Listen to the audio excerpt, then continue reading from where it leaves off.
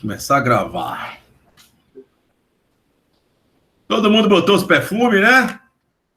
O perfumezinho, para não ficar com a catinga de bode.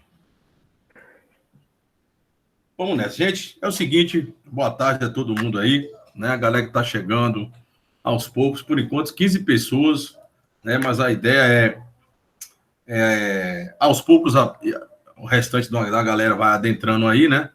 Eu estou aqui dando esse negócio de pedir a permissão, deveria ser para todo mundo, fica atrapalhando a gente aqui, mas tem que ser. Então é o seguinte, sejam bem-vindos, né? Esse aqui eu acho que é o terceiro momento da tarde que estamos fazendo, a Tina também está chegando aqui. Boa tarde a todo mundo. Então esse é o terceiro momento, não é isso, Ricardo? Acho que é o terceiro momento. É o terceiro momento. Mas então, hoje é mais inusitado que nós temos aí os convidados ilustres aí, nosso amigo hoje está floreado, o negócio está floreado. Então, para quem está chegando aí, é uma proposta nossa que a gente, né, há 3 semanas atrás, nós pensamos em dar sequência aos nossos ofícios, né, que é justamente ensinar e aprender, né, que faz parte da gente. É uma coisa que nos deixa imóveis, né? Nessa quarentena, de qualquer forma, é uma forma que a gente, pensando em sair essa inércia, é justamente dar continuidade mesmo via internet, a coisa pegou aí por vários locais aí. Então, a ideia seria essa, ver a possibilidade de também, né, fazer essas lives aí, principalmente com estudantes do CIEI, mas aos poucos também abrindo aí para a comunidade, né, aberta. Hoje mesmo é uma live aberta para quem quiser, que os colegas que estão aí quiserem passar o link aí para outros aí, não tem problema, tá? Outras escolas, outras cidades, não tem problema. Então, dando sequência a essa ideia, que não é nem projeto, é uma ideia mesmo. Nós começamos no primeiro momento trabalhando com os estudantes a Idade Média, né? Teve 2 momentos da Idade Média, e aí quem quiser ficou lá no YouTube, tá? Depois eu passo para a galera, quem quiser, essas aulas. E hoje, nesse momento agora, com uma ideia de expandir e trabalhar a interdisciplinaridade com a geografia, né? Pensamos em trazer o ilustre, o mestre Rafael, para dar essa contribuição, e agora o Luiz aí também junto para dar esse grande suporte, né? E trabalhar a interdisciplinaridade falando sobre esses 2 momentos importantes e historicamente foi extremamente de ebulição. Foi o século XVI e o século XVII. Então, só 1 hora de live, tá? A ideia da gente não é cansar. E vamos ter essa parte 1, que tem que ter mais de uma parte, né? É muita coisa para ser aqui debatido, discutido. Na verdade, não é uma aula convencional, é muito mais uma apresentação, um papo, né, sobre esses momentos seculares do século XVI e XVII, na ótica, né, das humanidades. Estamos aqui como licenciados em Geografia e de História, mas as nossas práticas nos permitem trabalhar humanidades aqui, na filosofia e sociologia, tranquilamente, né?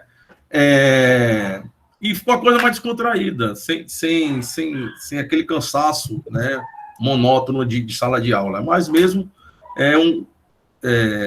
trabalhar aqui as informações que cada um tem, eu, Rafael, Ricardo, vocês, né? Tem agora o João aí, fresquinho na universidade, aí, cheio de leituras, cheio de bibliografias, né, atualizadas. Então, ótimo, né, para enriquecer. E assim, quem quiser, está franqueado sempre aí a perguntas de dúvidas e também as participações pertinentes, tá? Então, meu início é esse, né? Então, agradecendo desde mais a Rafael, que vai ter que dar uma saída aí. Eu acho que também o Luiz vai ter que sair, né? Porque é a reunião daqui a pouco. E vamos tocar, eu e o Ricardo, essa parada aí, até umas 2h30, por aí, 2h40, a gente termina isso aqui, tá? Mas eu vou começar, e aí quando cada um quiser, vai se apresentando e vai dizendo, né? E vamos tocando. É o seguinte, galera. O século XVI, eu vou começar por aí, o século XVI e XVII, tanto é que nosso título, ele foi o título que tem a Europa como o estandarte disso aí, né? Porque é um momento em que o europeu, ele vai desbravar com toda a ferocidade possível, né? Outros mundos, né? Outros locais. E o século XVI vai permitir muito isso, essa inovação, essa audácia, né? Nós vamos falar muito sobre isso, porque foi uma audácia você sai deslocado do seu local e por algumas ideologias, que nós vamos falar também, principalmente do Renascimento, né? Das ideologias renascentistas. Esses caras foram brilhantes, gênios da história. Muitos com estudo à ciência aí, né? Vamos falar muito também sobre a importância da ciência para a humanidade sempre. E diante disso tudo, essa galera criou coragem, enfrentou, entendeu? Poderes. Também, óbvio, ninguém vai nada de graça, com outros objetivos de angariar poderes, terras, dinheiro. Mas enfrentou, né? Enfrentaram, foram adiante, navegaram, andaram, guerrearam, sabe? Fizeram intercâmbios. E aí o mundo ficou mais mundo, vamos assim dizer, né? A coisa que a gente fala tanto hoje, né? Globalização, né? Imperialismo. Podemos dizer que esse século XVI e XVII, ele é uns tentáculos a mais, né? Pelo mundo, saindo ali da Europa, mas esticando, principalmente pelo Oriente, e aqui, no chamado Novo Mundo, né? O novo continente, que vai ser inserido nesse domínio europeu, como a África outrora. Então, o nosso bate-papo falando um pouco, perpassando sobre o século XVI, né, que tem a Europa como o protagonista na questão do dominador, né, porque não vamos colocar a história, os protagonistas como os vencedores, e principalmente os vencidos, né, que precisam de suas vozes, e nada mais do que os historiadores para dar vozes aos mortos, e aqueles que se calaram, mas tiveram suas ações nesse planeta. Então, a ótica, ela vai perpassar pela linha marxista, pela linha das mentalidades, pela linha dos análises, entendeu? Pela linha de uma ótica historicista que cada um tiver, e a gente, né, vamos trocar aqui figurinha. Mas é isso, é o século XVI, né, nós vamos traçar aqui uma linha bacana, né, dos principais acontecimentos, que não tem como a gente, em 2 ou 3 momentos, falar sobre uma imensidão de acontecimentos, mas perpassar sobre ele, principalmente com a ótica do Enem. E aí está franqueado aí a Rafael, que eu acho que vai ter que sair, né? Que é o nosso Ricardo e Luiz. Vou mutar aqui. Eu vou iniciar então, Wagner. Inicialmente eu quero agradecer a vocês pelo convite, dizer aos estudantes que quando a gente perde é que a gente valoriza, né? Usando aquele chavão popular. Nós estamos muito saudosos de estar com vocês. O convívio, ele é muito importante para a construção do conhecimento. Mesmo que mediados agora pela tecnologia, a presença física, o calor humano, as reações e as emoções são fundamentais para que a gente consiga construir um conhecimento que junta, como diz Edgar Morin, não que separa. Um conhecimento que une, reconhecendo a diversidade, mas que acima de tudo, traz para perto, porque o conhecimento deve ser usado para encantar as pessoas e não para segmentá-las em gavetas distintas. E aí, Wagner, eu fiquei muito feliz, porque nada nessa vida é por acaso, né? Você me faz esse convite com esse tema e ele me reportou o primeiro livro que eu adquiri na universidade, no curso de Geografia. É um livrinho pequenininho, com 100 páginas, chamado Geografia Pequena, História Crítica. Eu confesso a você que eu me emocionei, porque eu tive que voltar, tive a oportunidade de voltar a um livro que marcou muito a minha história como geógrafo, como pensador de ciências sociais, e lê-lo hoje, com o olhar e com a experiência de 15 anos de professor, me trouxe uma outra maturidade intelectual e acabei ficando muito feliz, né, com essa oportunidade. Isso tudo, meus queridos, para dizer a vocês, iniciar minha fala dizendo o seguinte: É óbvio que a geografia que se faz hoje é diferente da geografia que se fazia naquele momento histórico e da forma de pensar a geografia nos séculos XVI e XVII. No entanto, não era tão óbvio assim naquela época.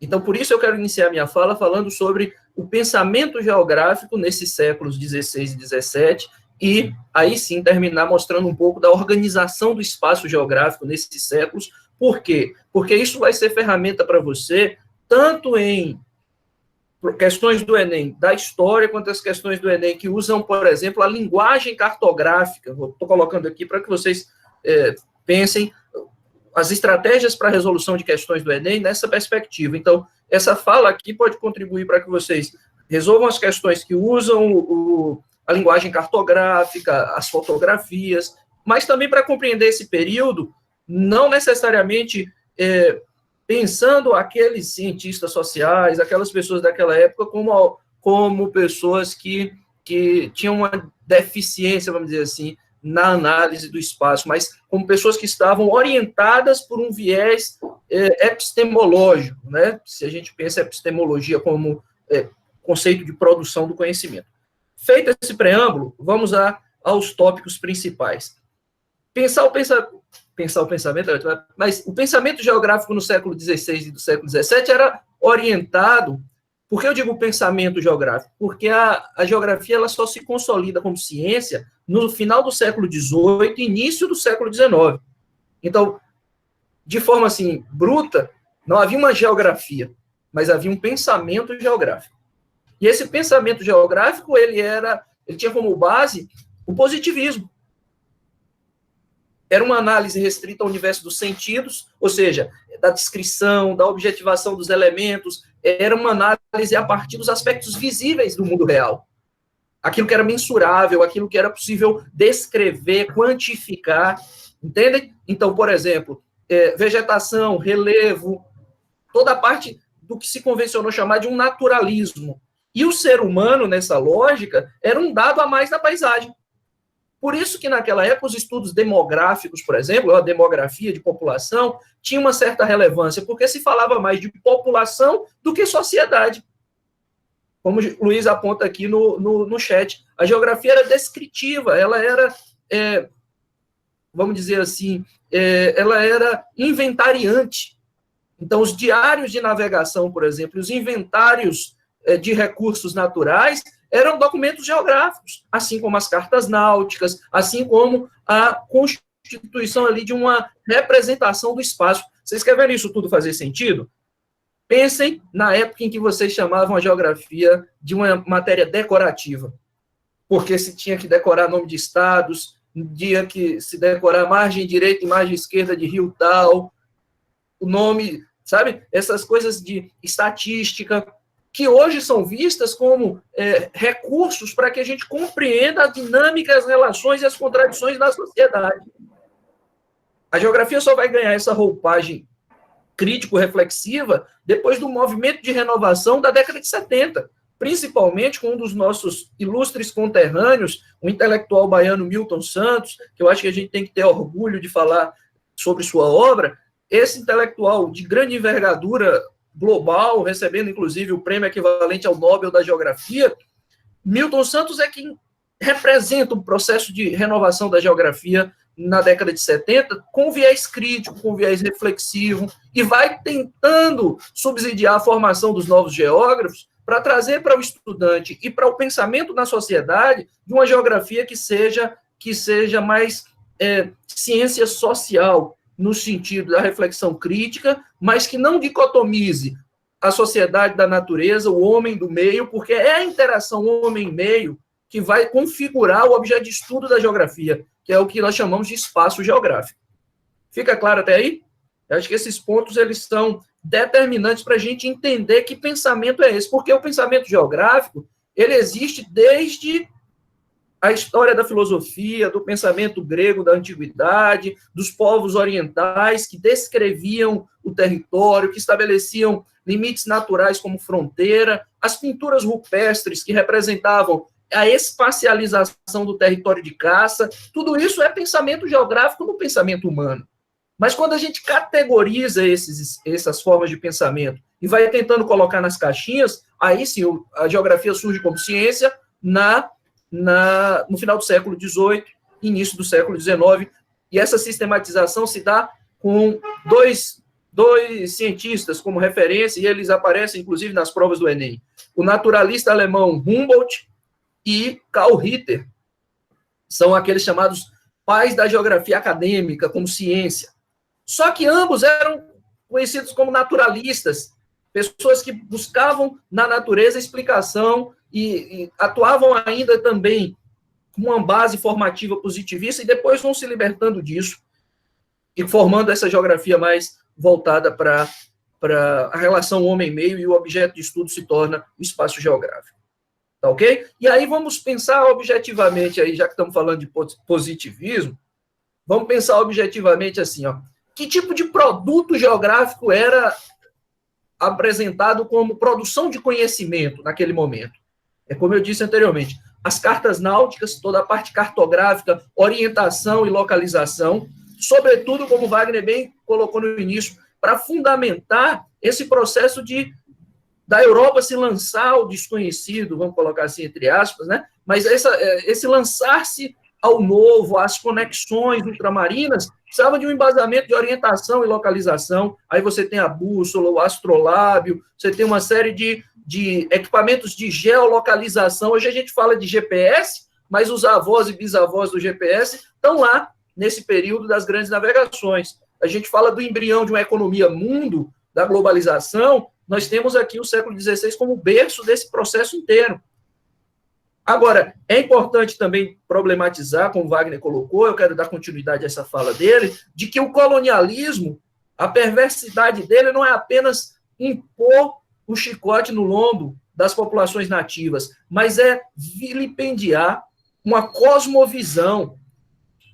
Tem um livrozinho que eu quero recomendar para vocês, ele é também parecido com esse, bem fininho, mas é de uma liderança indígena chamada Ailton Krenak, chama Ideias para Adiar o Fim do Mundo. Ele discorre um pouco sobre isso, ele fala sobre como a violência do colonialismo se perpetua até hoje, pois ele tenta pasteurizar a visão de mundo, cria a ideia de humanidade e tenta suprimir as diferenças.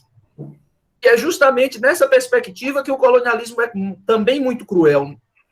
Ele expropria terras, reorganiza o espaço de vida das comunidades tradicionais, e nessa perspectiva, o que ele faz? Ele impõe uma visão de mundo, por isso uma cosmovisão, uma visão que dessacraliza a natureza, tira da natureza o sentido que dialoga com a existência humana, e ao fazer isso, o que ele faz? Ele impõe a essas comunidades um outro padrão de organização de vida e do próprio espaço geográfico.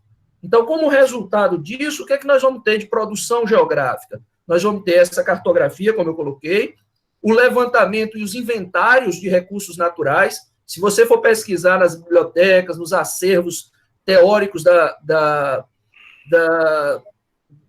bibliotecas nacionais e dos grandes institutos de pesquisa, a documentação geográfica desse período vai estar toda associada a esse tipo de material. Então, a produção cartográfica, são os mapas daquela época, os diários de navegação, como estudos geográficos. Pense na carta de Pero Vaz de Caminha.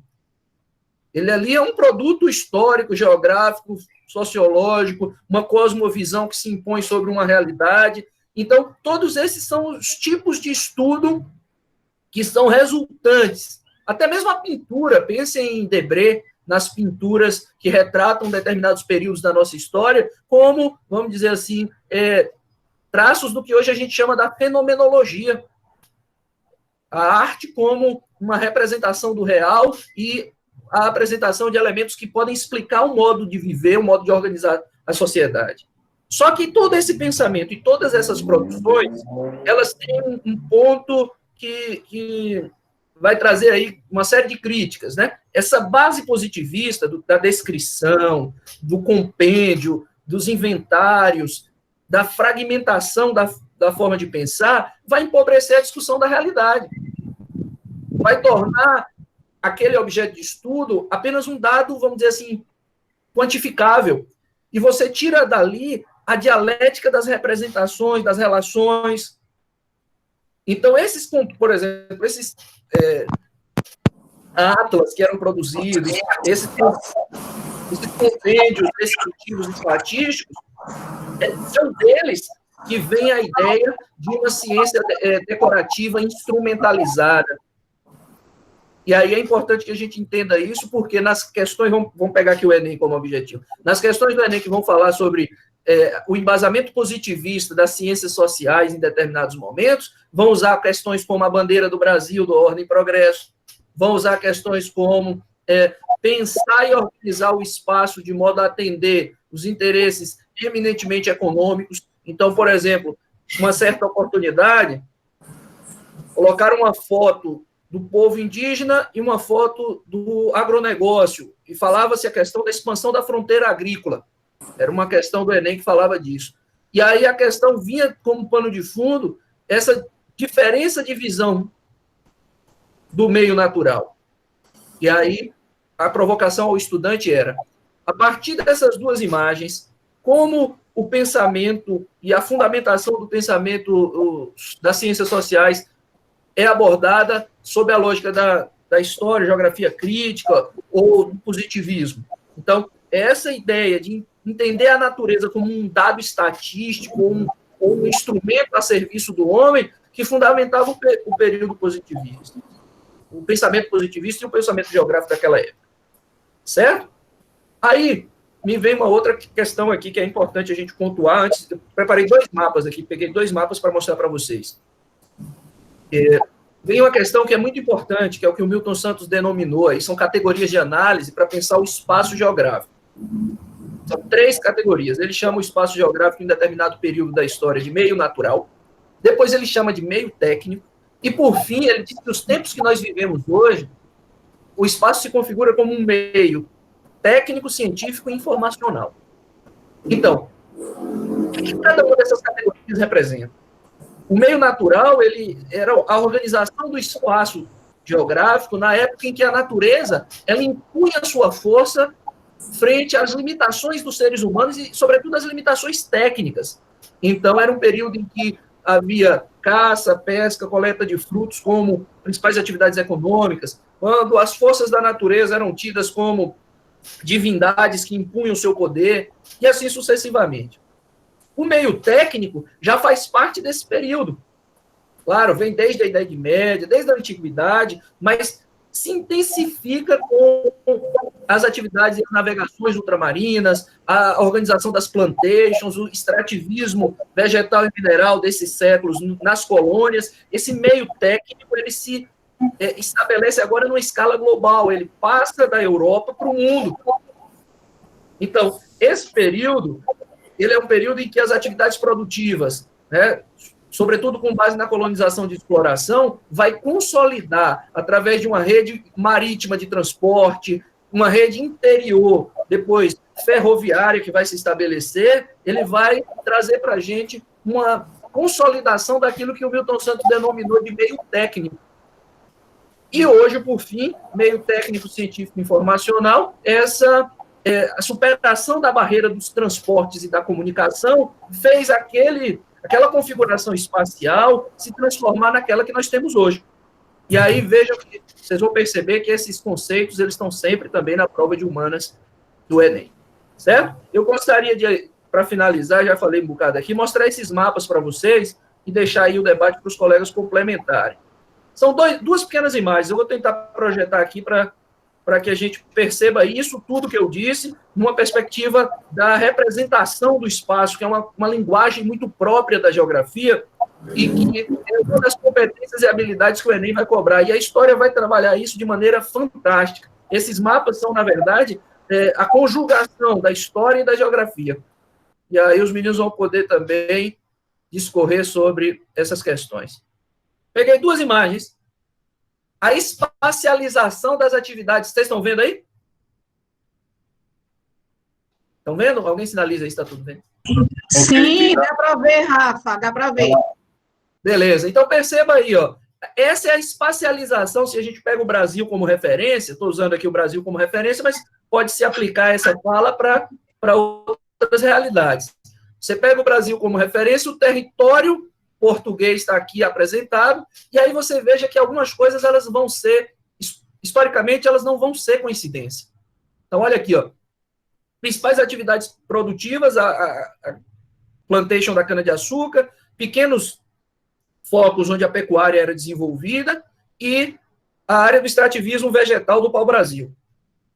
Uma representação de principais elementos da economia do século. O que geograficamente é interessante para a gente? Perceber, por exemplo, que essas cidades que estão aqui, ó, na faixa litorânea do Brasil, coincidem hoje, por exemplo, com a maior área de densidade populacional que o país tem. São as principais metrópoles. É essa faixa também, ambientalmente falando, onde há a maior incidência de degradação do bioma original, então a Mata Atlântica, né? Então, percebam vocês que há também uma migração, se a gente olhar aqui para a próxima, uma migração de determinadas atividades na busca de formação histórico-geográfica do território brasileiro, reflete um pouco do que foi a dinâmica da economia do século XVI e do século XVII. E para a gente da geografia, para o olhar geográfico e para as questões do Enem, vou estar sempre me reportando a elas, para as questões do Enem, no que toca a esses conteúdos que nós estamos discutindo hoje, é importante entender que há um caminho, né, que eu acho que em alguns livros de história se chama essa marcha para o interior, por meio dos bandeirantes, enfim, das entradas e bandeiras, mas perceba que, do ponto de vista da organização das atividades produtivas e da estruturação do espaço geográfico, você vai ver a formação das primeiros aglomerados urbanos,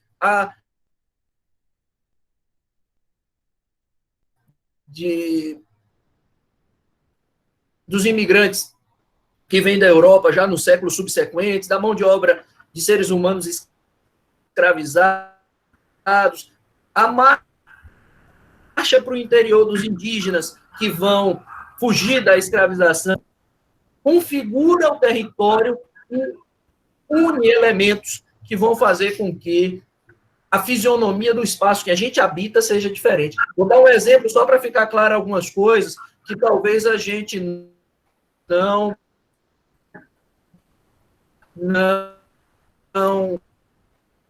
travou aqui. Compreenda bem, porque é muita informação e muita fala. Mas a paisagem... Mas é o de Rafa. Consegue me ouvir? Também travou um pouquinho, Rafa. Consegue me ouvir agora? Sim, tá tranquilo. Sim.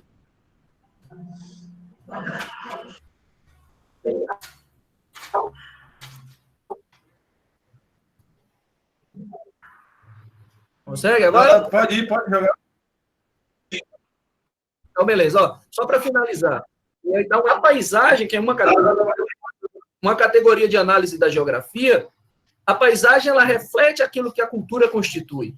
Então, nós estamos falando das primeiras... tivesse sido... Então, tivesse sido uma colonização europeia, a ação da paisagem seria outra. Ao invés de igrejas cristãs, nós teríamos mesquitas. A configuração de um mercado municipal já seria um outro. Entende isso? Então, esses pequenos elementos, por isso que na geografia nós temos uma autora que diz assim, é importante estudar o lugar para compreender o mundo. Esses pequenos elementos, eles vão dar conta de explicar a configuração do espaço geográfico. E a paisagem é um fator determinante nesse sentido. Então, chegamos aqui a 2h09, nós temos que migrar para uma outra reunião, mas eu queria deixar essas contribuições para iniciar o debate. Muito bem, muito bem. Eu anotei algumas coisinhas aqui que a gente vai retomar. Você está me ouvindo bem aí? Está ruim também? Dá para ouvir bem, tranquilo. Ouvindo. A internet está bacana aí, Ricardo? Tá sim, pode falar. Então, olha só. Ricardo, você que a gente não está ouvindo sua voz, viu, Ricardo? Tá mutado, deixa eu tirar. Estava fechado o microfone. Deixa eu tirar aqui, Ricardo. Tirou, Ricardo?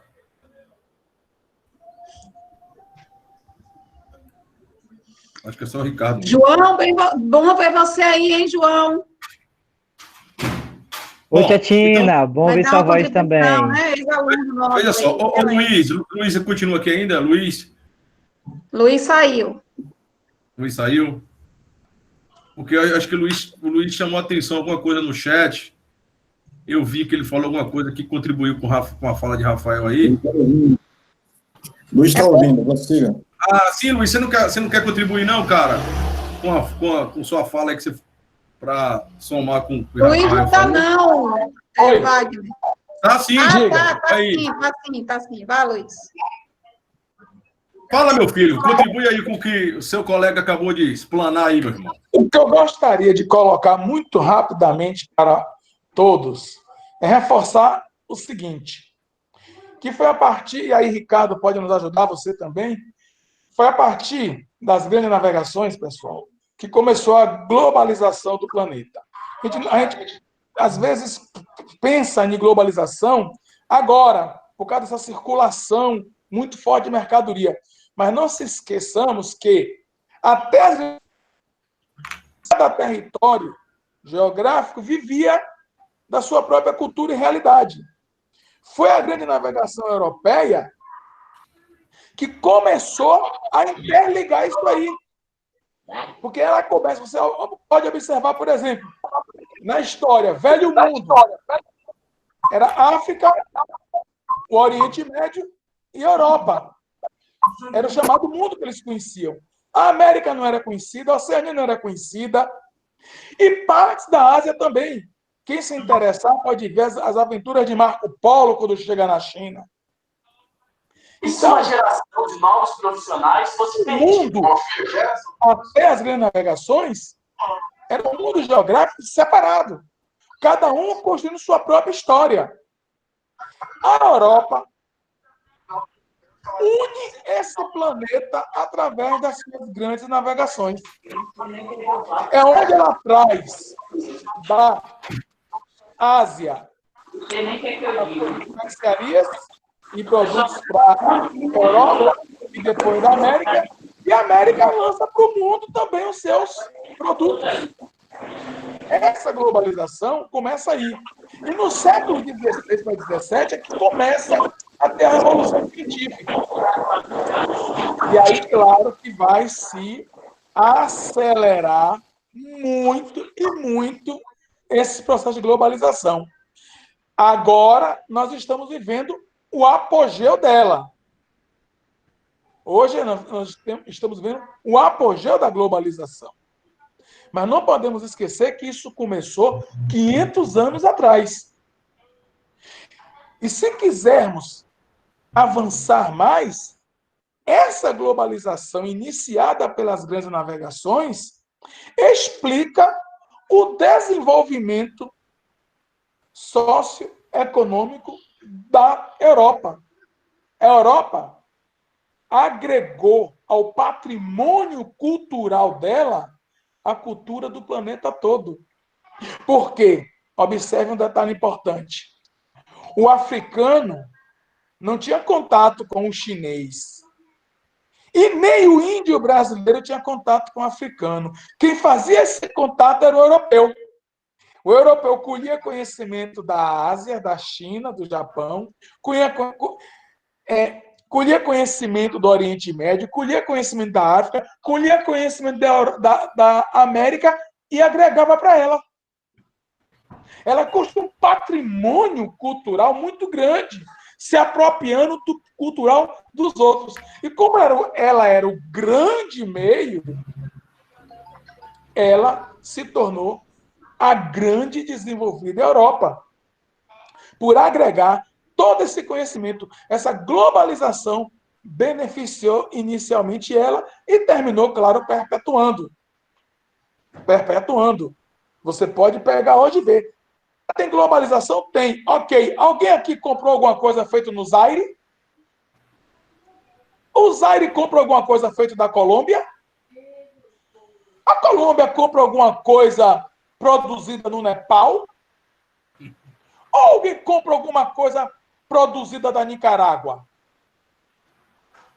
Essa globalização, dita e falada, não é bem assim não, gente. Essa globalização tem um grande intermediário. os países desenvolvidos. A Nicarágua não compra do Congo, e nem o Congo compra um pouco da Tailândia. Essa globalização tem que ser um pouco mais bem estudada. Alguém está intermediando e ganhando muito dinheiro nela. Certo? E aí a gente pode depois avançar numa discussão que é o papel histórico da China nesse novo momento, que está sendo a grande intermediária. Pode ver pela pandemia. Tudo é da China, tudo vem da China. Todo mundo compra da China, todo mundo... Os Estados Unidos é a grande economia do mundo. Porém, quem está vendendo respirador, máscara, etc., é a China, para o mundo inteiro. Se tornou a grande intermediária. Obrigado. Valeu. Bom, ô Ricardo, você, a gente que trabalha com história, é uma viagem isso, né? A gente percebe que a galera vai lá e volta, vai lá, e fica um pouco assim, para quem está estudando, fica um pouco meio baralhado, né? Então a gente vai vamos agora tentar situar mesmo, a ideia talvez seja essa, não é não, Ricardo? Vamos agora tentar jogar uma âncora, mas claro, indo e vindo lá e voltando, no século XVI mesmo. Vamos tentar colocar agora os principais fatos do século XVI e estar trabalhando ele. Luiz, olha seu zap aí, Luiz. E está trabalhando o século XVI, os principais acontecimentos. E aí eu sugiro, Ricardo, você vai falar agora, você coloque aquela linha de tempo que eu mandei para você compartilhar aí para a rapaziada, aquela linha de tempo que está no Word. E depois eu vou trabalhar o que eu mandei para você hoje, aqui, que é do site, que a gente vai fazer isso. Vamos pegar essa linha de tempo do Word, que está contigo aí, que você recebeu um tempo atrás, com o que eu vou colocar agora, porque aí a gente vai navegando mais seguro no corrimão, para não ficar uma coisa... Vai ver. Agora liga o microfone, Ricardo. Seu microfone está mutado. Continua mutado.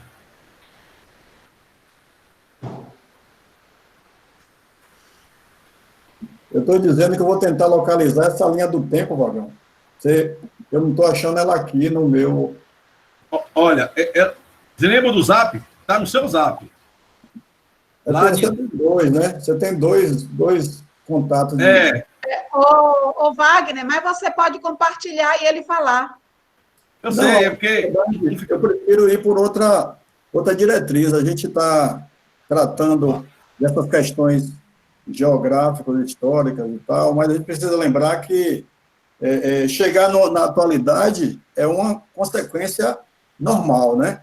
Chegar até aqui, nosso amigo Luiz veio parar na pandemia, na Nicarágua e tudo mais, mas a gente, como historiador que somos, né, a gente tende a levar essa discussão ainda para a Europa. Eu queria só mostrar que tudo começa lá. A nossa proposta de aula é justamente falando sobre esse domínio europeu, e nós temos a Europa que sai da Idade Média bastante prejudicada, né, em razão de guerras feudais, né, a questão do domínio do próprio senhor, o rei querendo assumir uma posição de supremacia no cenário europeu, e isso gera, certamente, um desgaste, tanto físico quanto humano, né, territórios destruídos, gera problema de plantação, gera problema de fome e tudo mais. Então, a Europa está condicionada a vários fatores, tá certo? E isso acaba gerando o quê? Uma necessidade muito grande de partir para uma outra realidade, né? Então, esses acontecimentos que transitam do período medieval para a Idade Moderna, justamente é produto de uma Europa comprometida com crise de toda natureza. A gente pode citar guerras, né? A gente pode citar aí problema na agricultura. Nós temos também a peste negra, que ainda era sentida, né? Não tinha havido ainda, vamos dizer assim, a extinção da doença. Então, os europeus se veem numa situação bastante delicada e não há outra saída senão descobrir, né? Partir para uma proposta de ciência, partir para um mundo novo, como disse o Vagão aí. E aí nós temos aí a reforma religiosa, a contestação dos dogmas da Igreja Católica, Nós vamos ter aí o rei se fortalecendo de forma absolutista. Nós temos aí também, por exemplo, as navegações, que é o espelho dessa globalização que nosso amigo Luiz citou, tá? E nós temos também o Renascimento, que vai fornecer a base científica dessas transformações. Então, o homem não está sozinho, o homem não está parado, ele está buscando resgatar valores, que vêm, alguns valores vêm lá da Grécia e de Roma, né? O humanismo, e esses valores passam a fazer parte de um contexto cuja necessidade é justamente transpor esses limites, essas fronteiras da própria Europa. Certo?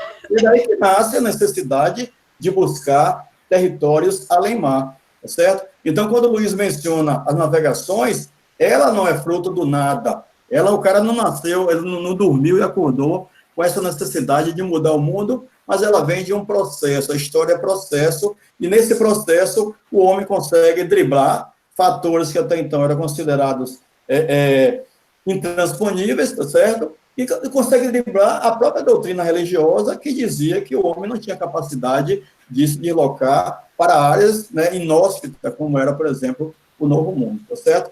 Pois não, Vagão, eu lhe dou a palavra aí.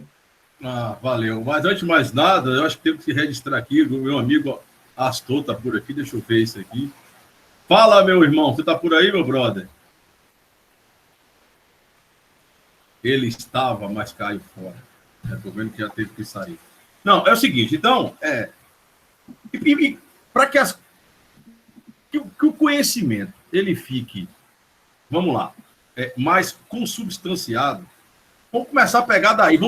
Eu acho que o primeiro alicerce que a gente tem que pegar, Ricardo, já que está agora eu, você aqui, e João, e a turma aqui, é pegar esse renascimento aí, porque eu acho que é ele que vamos dizer, a semente para esse... É o ponto de partida. Eu acho que é esse renascimento que vai ser a lança para que esse homem que vai lá para o século XVII, XVIII, XIX até a atualidade, ele se projete, né? E nós temos, então, que trabalhar um pouco com essa galera aí sobre esse renascimento. Eu vou passar, então, um slide rapidinho aqui, só para eles situarem, e na medida que a gente vai fazendo as devidas colocações. Mas deixa eu compartilhar isso para vocês. Antes de mais nada, se João quiser, alguém quiser também já inserir alguma coisa, vamos embora. Fala aí, João, ouvindo aí a fala do... Para aqueles que não me conhecem, né, para os meninos que não me conhecem, acho que ninguém aqui chegou a me conhecer, eu me chamo João, eu sou ex-aluno aí do CIEI também, passei desde a 5ª série até o 3º ano com essas feras da história, tia Tina, tio Rafael na geografia também, e hoje eu sou aluno de História da UESC, pegando um pouquinho desse gancho aí de professor Ricardo, quando ele fala que o Renascimento foi a introdução para tudo aquilo que a Europa viveu, eu enumerei aqui várias coisas que aconteceram pós o Renascimento. Quando iniciou-se o Renascimento na Europa, iniciou-se também a Era Iluminista. O Iluminismo começou a crescer ainda mais na Europa, vindo dessa pós-Idade Média. Depois disso, o mercantilismo começou a crescer, as grandes navegações começaram a acontecer. O colonialismo veio com esse mercantilismo. Aí, quando a gente vai lá para a fala de professor Rafael e de professor Luiz, você pega a chegada aqui no Novo Mundo. Esse colonialismo ajudou a Europa a crescer ainda mais. O absolutismo também ajudou a Europa a crescer ainda mais. Então, o Renascimento, ele é como se fosse na árvore da primogenitura europeia, aqui, quando você entra na Idade Moderna, o tataravô de todos os acontecimentos que a Europa, que veio acontecer na Europa ao sair da Idade Média. O Renascimento, ele é o fator principal que pode se pegar para explicar todas as outras coisas, todos os outros acontecimentos históricos que vieram a acontecer na Europa. Professor Vagão, o slide. Muito bem. E, rapidinho, só falando novamente... Os grupos aí de Wagner e Ricardo. Só falando novamente do que Ricardo falou. Quando você pega também uma reforma protestante, e você descentraliza todo aquele poder, né, que a Igreja Católica tinha na Europa, e os reis europeus querendo assumir o poder total, o controle total de seus reinos, sem a interferência da Igreja Católica. Você pega aí também um ponto muito importante para o desenvolvimento dos principais reinos, porque você deixa de ter uma mente ligada única e exclusivamente a uma instituição, que por sinal era muito poderosa, e você começa a descentralizar o poder da Igreja Católica. A Igreja Católica, com a chegada do Renascimento, sofreu um baque muito grande, vamos supor, nas suas economias. Naquela época, não existia uma moeda valorizada, mas o que era mais valorizado na Europa era terra, ouro. Então, quando você pega essa separação dos reis e da Igreja Católica, a Igreja Católica toma um baque, e a partir disso, os reis procuram meios, né, de poderem expandir o seu reino, de poder crescer ainda mais como um reino europeu. Só uma colocaçãozinha aqui que eu pude anotar aqui, deixa o professor Ricardo e Vagão continuar, e mais para frente, qualquer coisa eu falo novamente. Beleza. Eu saí um pouquinho porque eu fui tentar trocar aqui o microfone por outro, aí deu problema aqui, eu tive que sair e voltar de novo. Mas eu peguei um pouco de sua fala. Estão me ouvindo, não? Estão me ouvindo? Eu peguei um pouco de sua fala, e é justamente em cima dessa sua fala que eu vou tentar colocar aqui agora para vocês, né? Esse slide aqui, tá? E aí a gente vai situando nele. Vocês estão vendo aí, não, né? Espera aí, eu acho que é isso aqui. Também não. Cadê o sacana? Sim, Ricardo, você conseguiu achar lá o Word lá? Não, eu vou procurar mais um pouquinho. Vamos por aí mesmo. Deixa eu ver se eu vou achar aqui. Vocês estão vendo aí? Apareceu. Tá. Então vamos lá, deixa eu voltar um pouquinho aqui. Olha só, galera. Então vamos. Como são 2 séculos imensos, galera. 16, 17 é coisa para dezembro. Eu acho que a gente tem que pegar esse início, que é justamente o que nós estamos falando aqui, que é a semente, né, dessas mudanças. O próprio nome está dizendo aí, mudanças, né? Veja só, para quem estava acompanhando nas aulas anteriores, nós estávamos falando justamente da Idade Média, né? Da Idade Média. Todos os aspectos ideológicos, econômicos, né? As relações de trabalho, como se deram.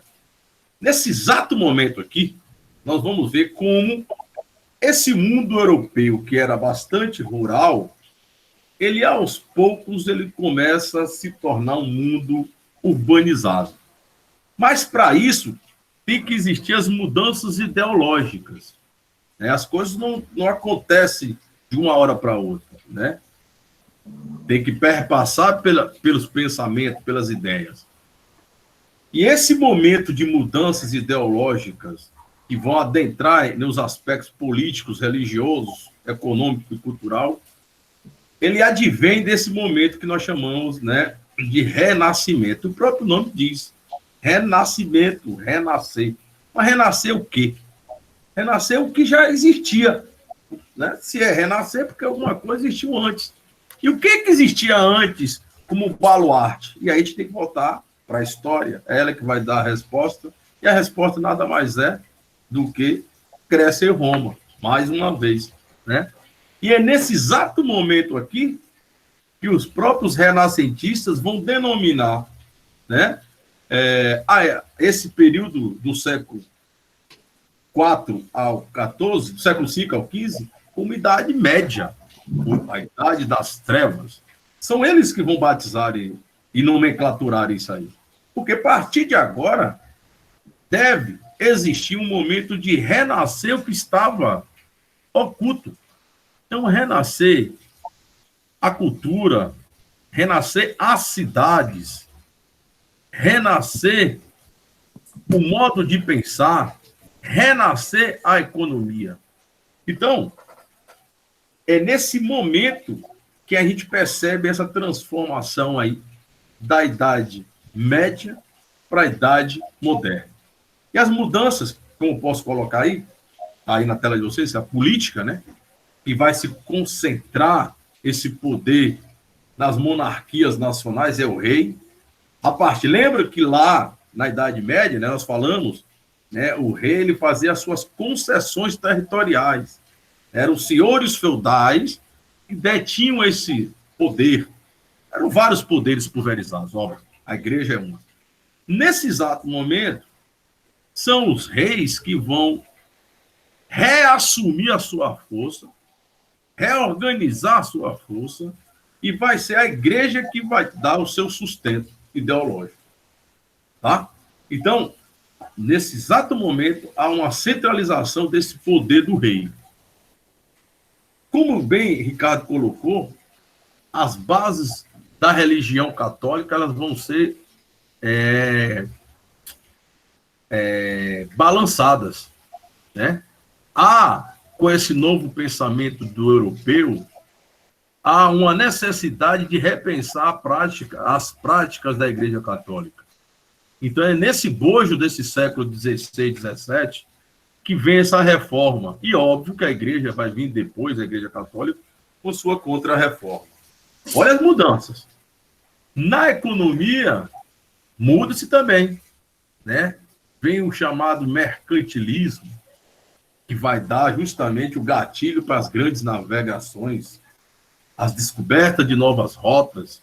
E aí nós não podemos esquecer justamente o apoio de uma nova categoria, Ricardo vai falar também, que se nasce agora, já dentro dessa transição da feudal para a Idade Média, que é a burguesia, né?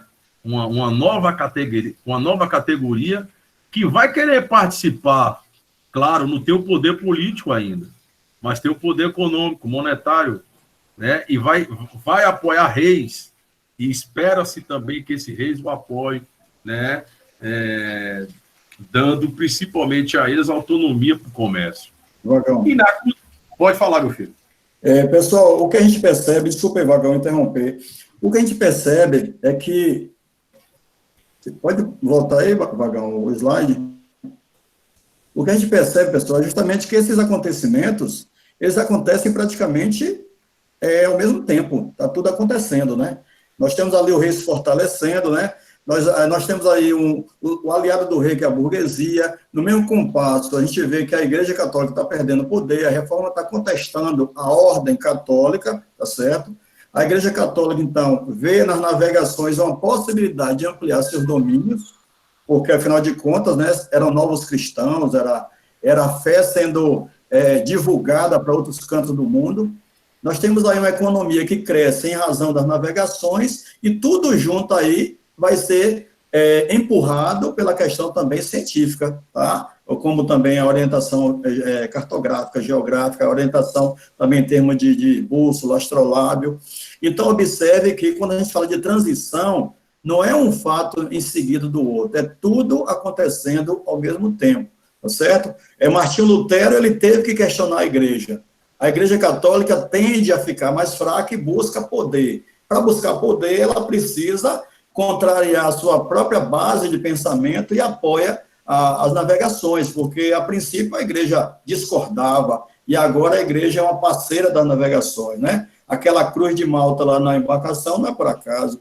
E a igreja está junto justamente com o propósito de disseminar a fé cristã, certo? Então, a gente não pode nunca desassociar valores europeus, mudanças na Europa, dessas mudanças que também vão refletir aqui na América, né, com principalmente a questão da conquista da América, tá certo?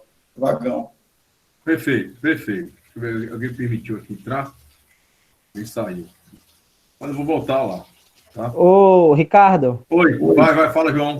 Completando a sua fala aí, e a fala de Vagão também, sobre a burguesia.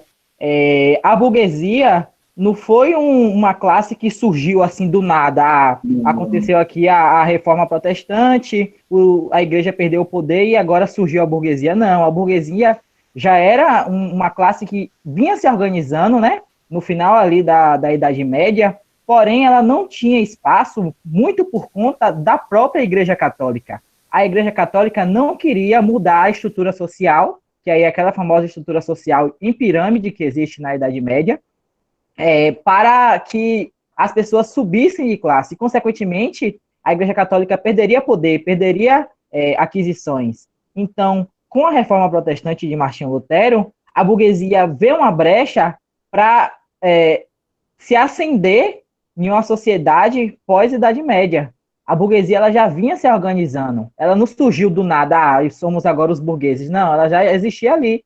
E quem eram os burgueses? Os burgueses eram os famosos artesãos da Idade Média, eram os pequenos comerciantes que já existiam, só que eles não tinham ainda como ascender socialmente por conta das proibições impostas pela própria Igreja Católica. E com a Reforma Protestante, a burguesia ela vê um espaço de se apresentar para a sociedade, e assim virou essa classe social, se tornou nessa classe social tão forte que foi na Idade Moderna. Pode continuar, professor. Cadê Vagão? Vagão sumiu? Bom, então vem aí, eu vou pegar aqui a sequência. Quando a gente fala de burguesia, a gente está falando de uma classe que se sustentou em outras atividades bancárias, né? Atividade de troca de moedas, que é o câmbio e tudo mais. De repente, né, o sistema feudal começa a perder espaço e a economia de mercado começa, de fato, a se tornar muito mais importante, tá certo? O comprar, o vender, o lucrar. Então, aquela burguesia que podia ser alguém que trabalhava na oficina, passa a ser alguém que vai comprar a oficina e vai colocar pessoas para trabalhar para ela. E aí, nesse processo de transformação, essa burguesia se torna a grande parceira do rei. Quando a gente fala, por exemplo, de expansão marítima, a burguesia é vamos dizer assim, um sócio desse empreendimento, né? O rei ostenta o poder político, a burguesia ostenta o poder econômico, e juntos vão fazer esta parceria. Então, o processo, as grandes mudanças que acabam gerando o papel da burguesia é dentro dessa mudança que vai acontecer desde lá na Idade Média. Então, como disse João, o processo não é da noite para o dia, mas a burguesia está ocupando o seu espaço, né? E esse espaço vai ser, de alguma forma, delineado até chegarmos ao momento do mercantilismo. Ela passa a ostentar uma posição privilegiada, certo? Claro, socialmente falando, onde é que a burguesia estava? Lá embaixo, certo? Estava lá embaixo. Mas, do ponto de vista econômico, ela já ostenta um papel importante. Só precisa agora, como o João citou, derrubar esse edifício social que não reconhecia a importância social da burguesia. Ela estava lá embaixo.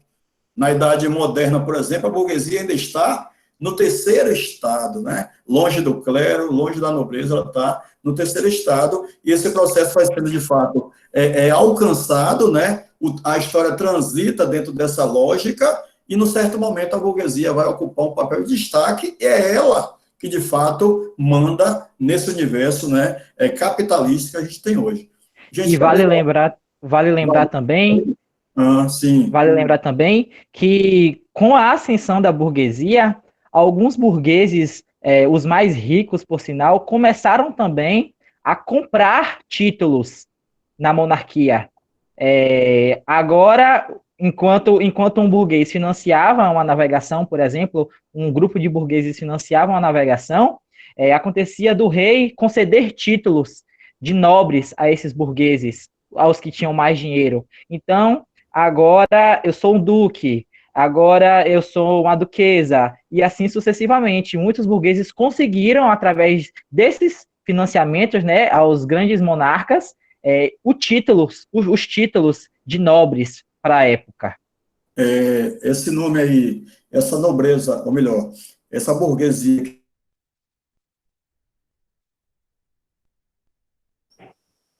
poderia ser nobre de nascimento, que era o mais comum, né? Era, de fato, o processo natural, seu pai nobre, sua mãe nobre, você nascia um nobre. Ou você poderia ostentar uma posição de nobre apenas com o chamado título nobiliárquico, que você comprava. E aí você tinha condições de circular nos grandes banquetes, né, da elite de Paris, dos grandes banquetes, né, dessa nobreza. E, claro, um ponto interessante é que, ao passo que você era nobre, os seus filhos não seriam nobres, por quê? Porque a nobreza, ela vinha de nascimento, né? Caso contrário, você poderia simplesmente comprar esse título aí. E aí a gente percebe que a Europa está em franca mudança, tá certo? Franca mudança, o rei ostenta o poder, inclusive, a gente abordou a questão do absolutismo, gente, mas é bom lembrar que não só a igreja apoiava o poder do rei, mas existiam teóricos, existiam pensadores que escreviam suas teorias demonstrando esse poder que o rei tinha, que muitas vezes era um poder meio que divinizado, né? Imagine, por exemplo, você dizer que o rei, o seu poder emana de Deus, certo? Eram teorias que pregavam a ideia de que o rei tem um poder e esse poder emana de Deus. Então, era uma forma de fortalecer as monarquias absolutistas, só ele que mandava e pronto. Eram teorias que divergia, e muitas vezes, do pensamento iluminista, que já vem depois, o iluminismo vem no século XVIII, mas que nesse contexto de transição, essas ideias, elas caíam como uma luva, já que o rei se reconhecia como uma autoridade de Deus, alguém divinizado, ok? Professor, Lisandra Cardoso aqui nas mensagens pediu para a palavra para falar alguns questionamentos. Cadê ela? Sim, pois não. Pode Lisandra, perguntar. Eu estou atrás de Vagão, gente. Vagão caiu aí, saiu? sumiu ele. Vamos Manda uma lá. mensagem para o WhatsApp dele aí. Diga, minha querida. Pode perguntar.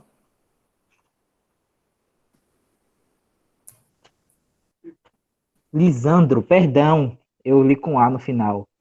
É Lisandro. Lisandro, pode perguntar, Lisandro. Você abre o microfone e fala aí, porque fica melhor que todo mundo compartilha, se você puder. Isso.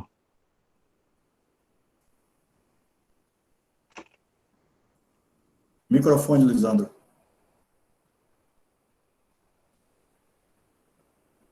Cadê? Está fechado ainda. O Vagão falou que a net caiu, acho que ele está voltando aí.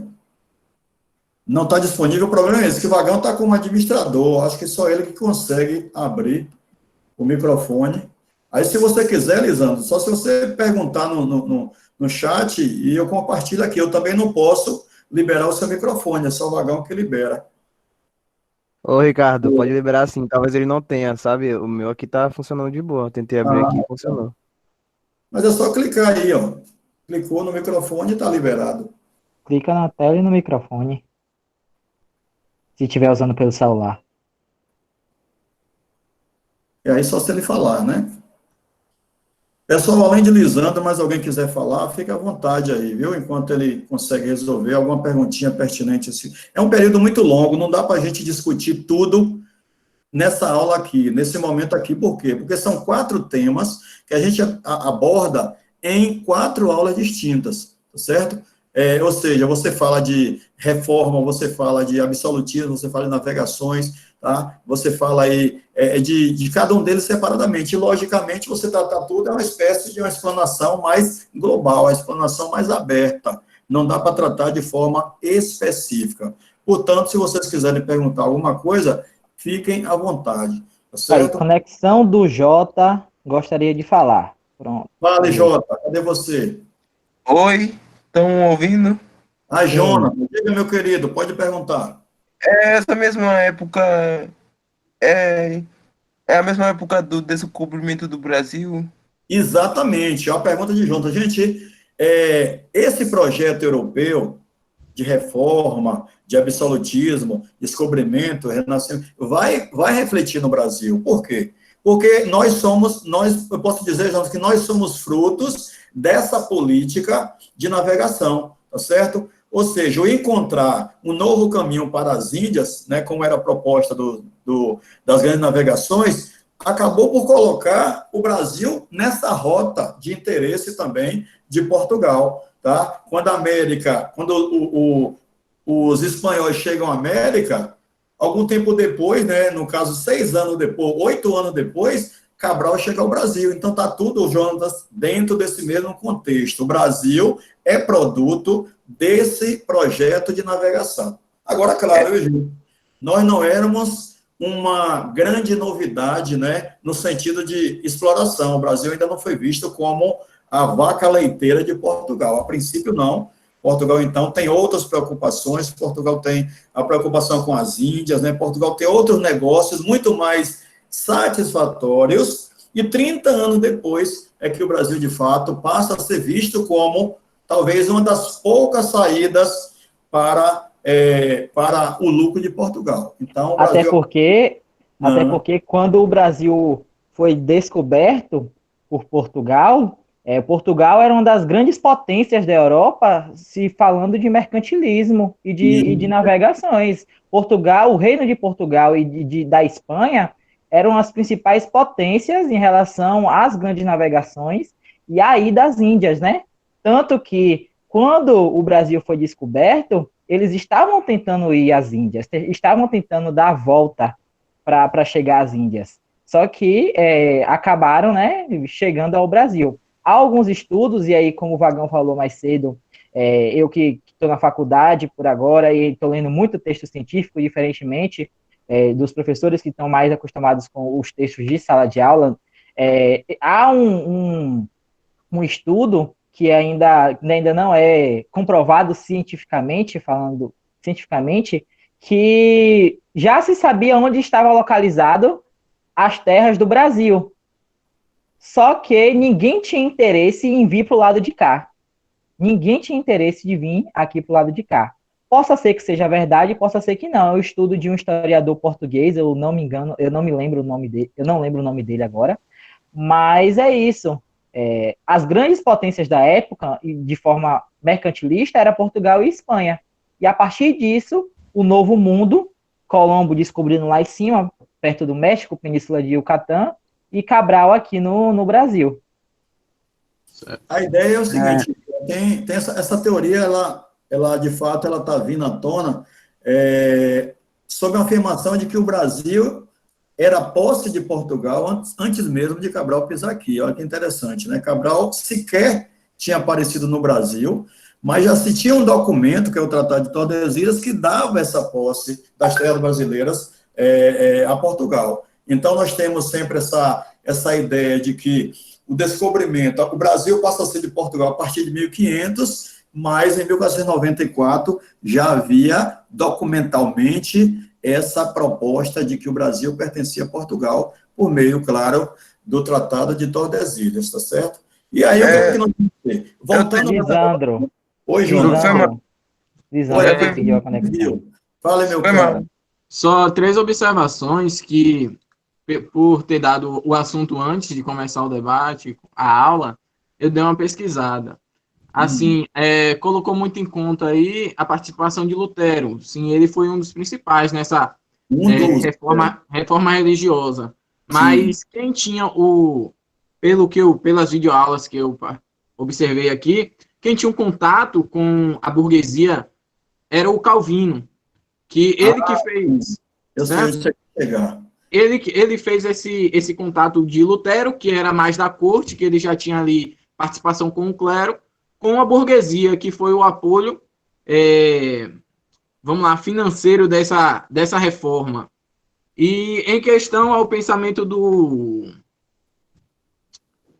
iluminismo, no fim, com John Locke, se eu não me engano, que eu fiz uma anotação aqui sobre ele, que ele vai renascer o pensamento de Kant.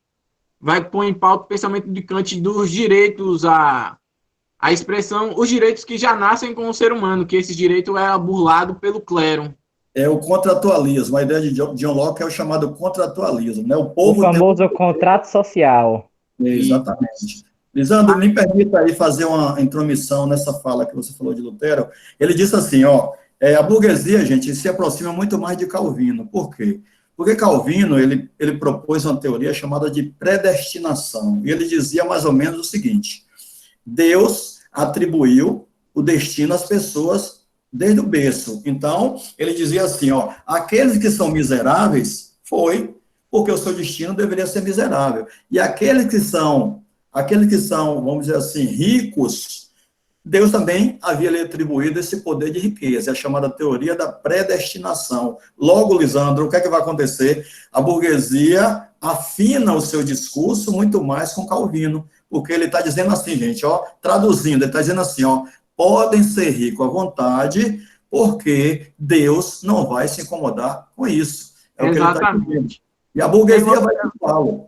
Tem uma observação aqui sobre a venda de indulgências que era feita pelo clero, vendendo o paraíso, vendendo a sua salvação. E aí Calvino já vem mais com a teoria da boa ação. O que você faz vai te recompensar no final, entendeu? Aí concilia com Lutero, que ele prega mais a fé. Aí já fica nessa junção que dá força à reforma religiosa, né? Aí com Lutero fortalece o cunho religioso da reforma e Calvino fortalece a questão econômica da reforma. Exatamente. E a burguesia cola nele, a burguesia vai junto com ele e acreditando que Deus havia escolhido essa classe, né, de privilegiados para o céu. Tá certo, bem lembrado aí, meu querido, bem lembrado. João, acho que quer falar alguma coisa. Sobre essa divisão, né, que vocês estavam falando, da questão de Lutero puxar mais para a parte econômica da reforma, Calvino puxar mais para a parte econômica da reforma e Lutero puxar mais para a parte religiosa, a parte da fé, é simples, é porque Lutero, ele era um monge, ele foi um monge, tanto que ele tinha o dom da leitura, tanto que ele sabia interpretar as escrituras sagradas que muito foram distorcidas durante toda a Idade Média. E essa foi a revolta de Lutero. Lutero se revoltou porque ele sabia que, em muitos casos, a Igreja Católica estava pregando a fé de forma errada. E, a partir disso, quando a Igreja Católica vê que ela toma um baque financeiramente e de fiéis também, e que ela vê que a burguesia está se ascendendo socialmente, está surgindo uma nova classe, aí que começa a famosa Contra-Reforma. Não é isso, professor? Exatamente. A Contra-Reforma foi uma tentativa já meio desbaratada da igreja para tentar salvar o que sobrava, né? Afinal de contas, a reforma, gente, foi um grande baque às estruturas da Igreja Católica, na medida em que contrariou dogmas, contrariou algumas verdades, entre aspas, ditas pela igreja. Então, a igreja ficou meio que abalada. Fazer o quê? Fortalecer, então, as bases da igreja com a Contra-Reforma, mas a Europa já estava caidinha de amores pelo movimento reformista, principalmente as classes burguesas, como Lisandro levantou aí. E nós vemos essa reforma protestante ainda mais nos dias atuais, quando você pega muitas igrejas protestantes, eu não vou falar crente ou cristão, porque são codinomes, eu vou falar protestante mesmo por conta da reforma, a busca e a pregação pela prosperidade. Na Idade Média, a Igreja Católica falava, não, se você é camponês, você vai morrer camponês. Se você é nobre, você vai morrer nobre. E a Igreja Protestante me falando que não, que você é pobre, mas se você crescer socialmente, se você trabalhar fruto do seu esforço e Deus abençoando, você pode muito bem ascender socialmente e buscar, sim, essa prosperidade tão prometida que acontece nos dias atuais com muitas igrejas. Perfeitamente. Né? A história é uma visão, gente, é uma visão de lucro, é uma visão de crescer, de riqueza. Não tem essa coisa não tem outro caminho. Você vê que tudo que a gente falou até agora tem essa base econômica por trás, né? Seja navegação, reforma. Lisandro trouxe uma questão importante, a ideia do dinheiro. Então, a Idade Média, o homem resignado dá lugar, no período moderno, a um homem que vai buscar ficar rico, tá certo? Deixando, muitas vezes, a ciência se sobrepor àquela ideia de religião, né? A ideia antropocêntrica assume um papel de destaque frente ao chamado teocentrismo. em questão aí dessa força, a ciência mesmo só vai vir ser mais visada no começo no período da grande peste, da peste negra, que é aí que Sim. vai a fé já entra em questionamento. Aí tem essa questão como está acontecendo hoje na pandemia, a fé começa a ser questionada. E nesse período, a ciência começa a tomar um pouco de força na área da medicina. Mas em questão do invento dos meios de higiene pessoal, como o sabão, que aí nesse período vai vir já esse questionamento. Mas em questão mesmo que eu estudei para dar uma avisada, quando Portugal já colonizou o Brasil. Com essa reforma, a Igreja Católica volta a ter o clero volta a ter força com vinda para o Brasil, que vem com a colonização de Portugal. Portugal ainda já tem muita influência pelo clero. A Igreja Católica aproveita disso para mandar os mesquitas, jesuítas. Esses jesuítas começam a fazer o trabalho dele aqui e arrecadando colocando como assim um ponto de apoio para nessa decaída do clero religioso na Europa. Lisandro, veja só, a Igreja Católica, ela, depois da reforma, ela nunca mais retomou a sua condição original, tá certo? Agora, claro, a vinda dos jesuítas para novas terras, o novo continente, vai garantir à igreja um certo crescimento, não mais aquele como o dominador, como já foi no período medieval, né? A gente sabe que papas tinham poder de parar guerras até. Então, essa igreja não existe mais. Vai ser uma igreja movida ainda pelos velhos valores, mas agora tendo que conviver também com outra corrente poderosa que tem crescido muito, que é a corrente protestante. Então, a Igreja Católica vai ampliar um pouco a sua fé em termos de fiéis, mas ela não retoma mais a sua condição natural. Exemplo, quem é o Papa hoje? O Papa Francisco, ele não tem poder nenhum fora do limite do Vaticano, tá? A sua palavra não merece o respeito do mundo, né? Já que nem todo mundo é católico, tá certo? Mas já foi tempo do Papa ostentar essa posição exatamente, de grande homem, o homem de Deus, o Santo Padre, como eles diziam, né? Resolvendo questões de países católicos, e hoje não tem mais. Então, é uma mudança natural. A igreja colocou as suas verdades, entre aspas, a ciência provou que muitas dessas verdades não eram verdades, esse poder foi diluído, né, com essa mudança histórica, e a igreja mostrou que ela não era tão poderosa assim, tá certo? O que é que ela vai fazer? Ela vai impor, por exemplo, os tribunais da Inquisição, ela vai continuar perseguindo pessoas até o tempo em que a igreja passa a ser simplesmente uma instituição, né, com a sua herança do passado, mas que hoje não representa tanto assim.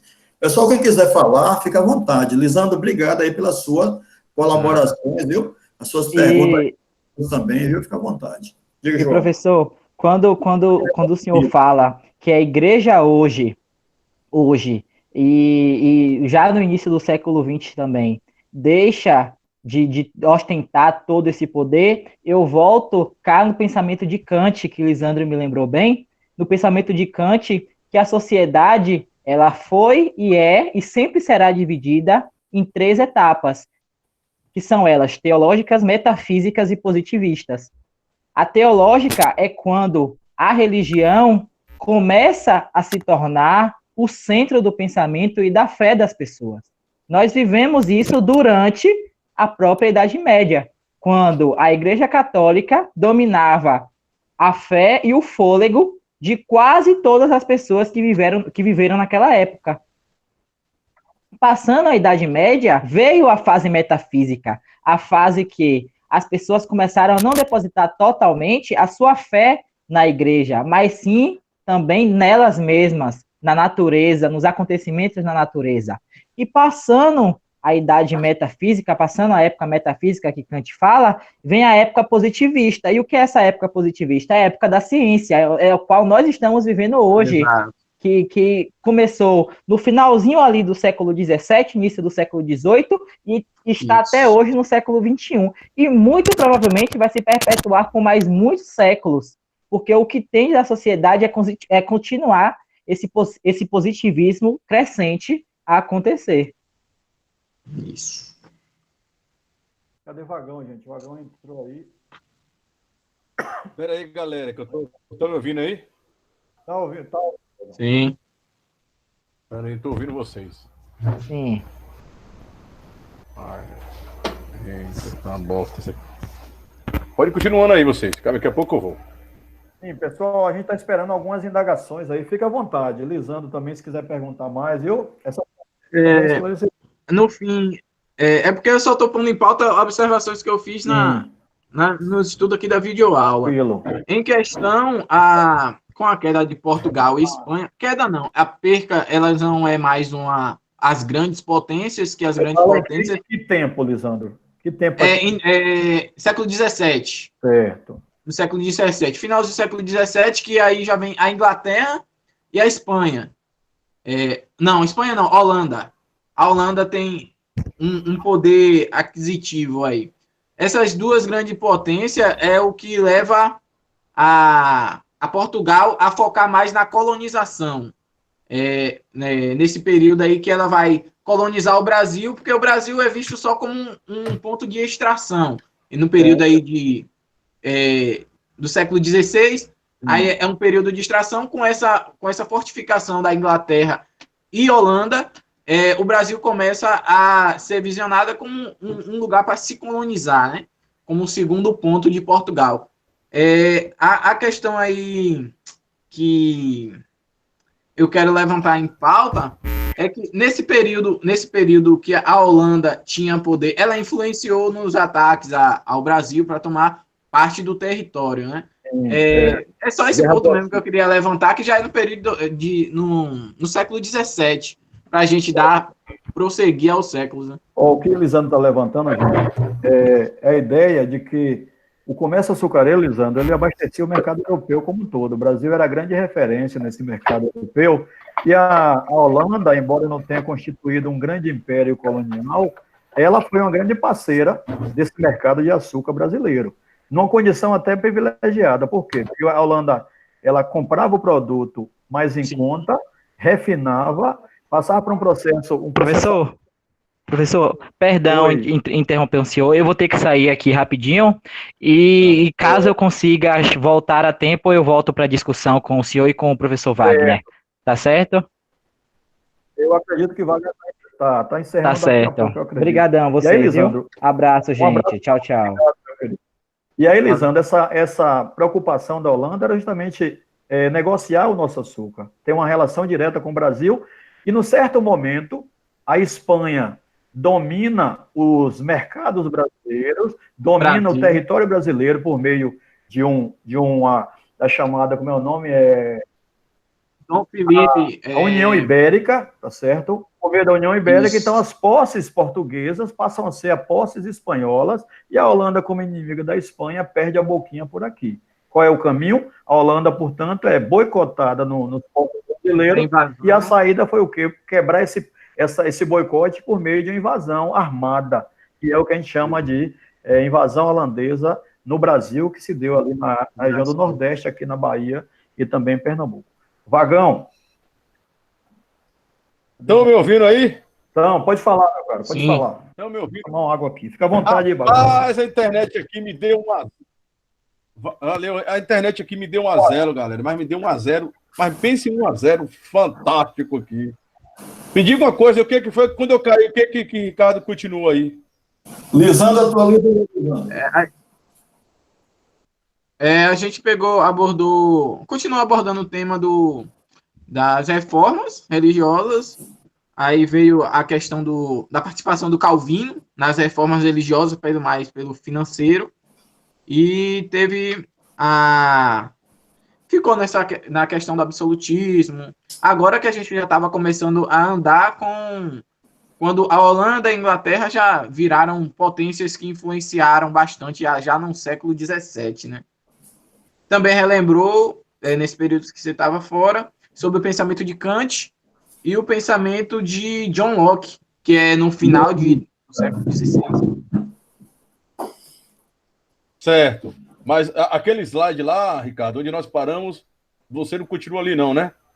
Não, a gente falou, fez uma explanação em cima daquilo ali, mas eu não podia movimentar o slide, né? E tal. Depois ele sumiu. Fale. Depois ele sumiu, mas a gente seguiu por outra linha.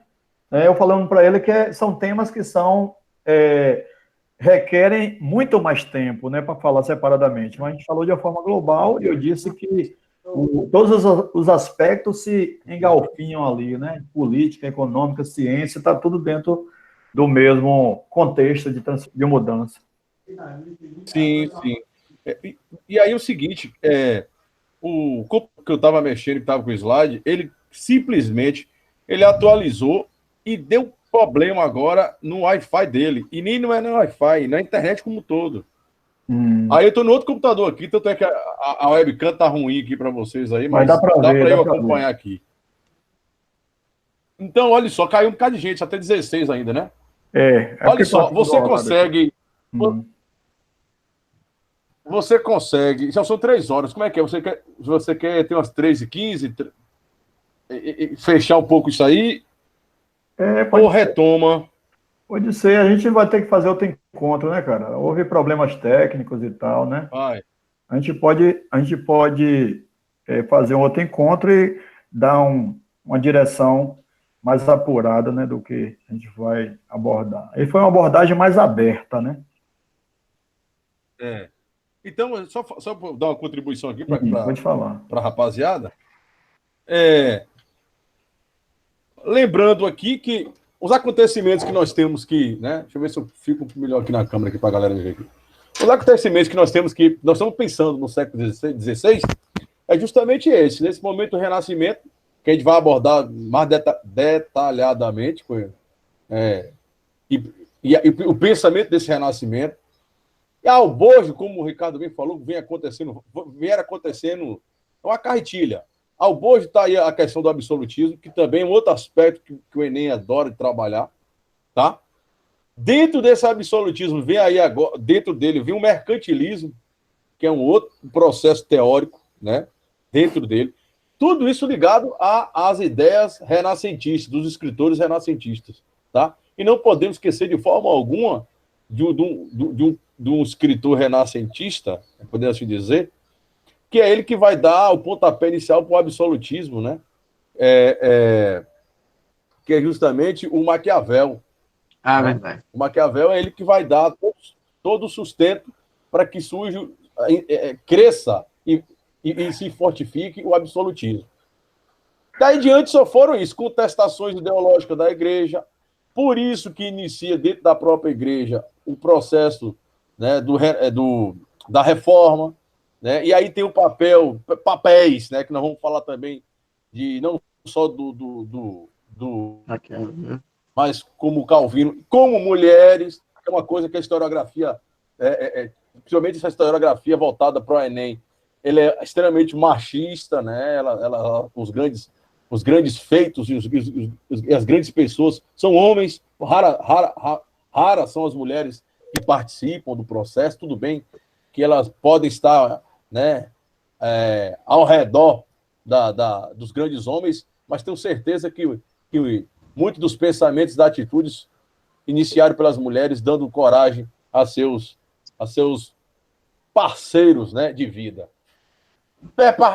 Daí também temos, durante o século XVI, XVII, a questão das navegações, né, que é justamente formando essas monarquias absolutistas, vão surgir justamente o que eu falei lá no início, do homem se ir ao mar, né, do homem ir em busca dessa, de certa forma, uma aventura assim, mas uma aventura com todo o querer de poder, de domínio, de terra,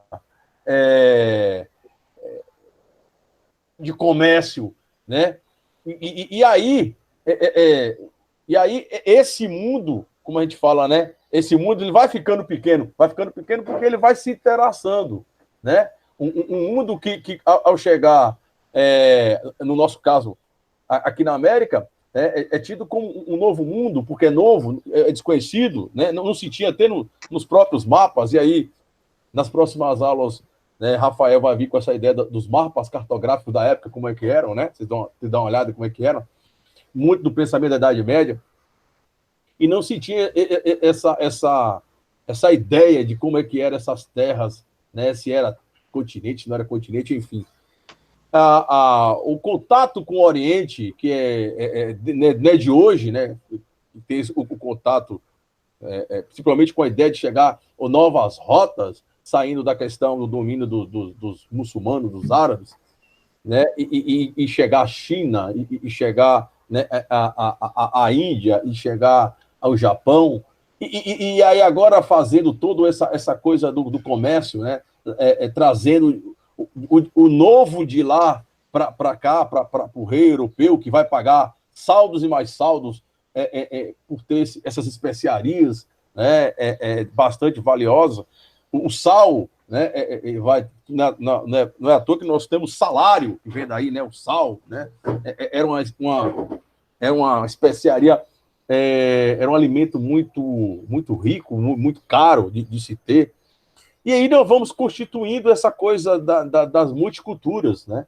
E no bojo disso aí, o domínio, o olhar europeu, o superior, né, sobre os africanos, sobre os asiáticos, sobre os índios, né? Porque para eles, quando chega na América aqui, a ideia de ter chegado às Índias, então é tudo índio, então é tudo inferior, então a ideia da dominação